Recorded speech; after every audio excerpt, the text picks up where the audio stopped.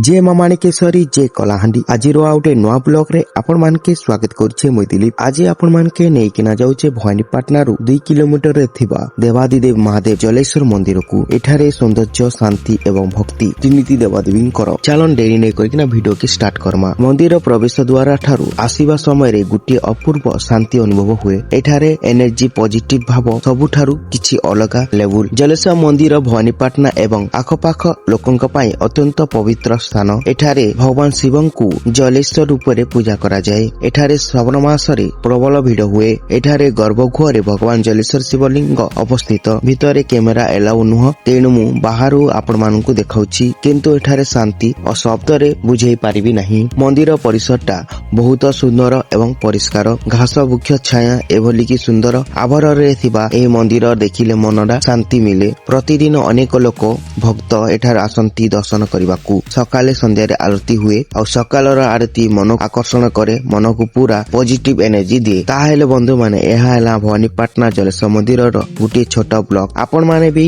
एठार को आसंतु, परिवार सह आसंतु, दर्शन करंतु, निश्चिंत भल लागिबो। वीडियो जदि भल लागिला लाइक गुटे, कमेंट गुटे और सब्सक्राइब करबाकू भूलिबेनी।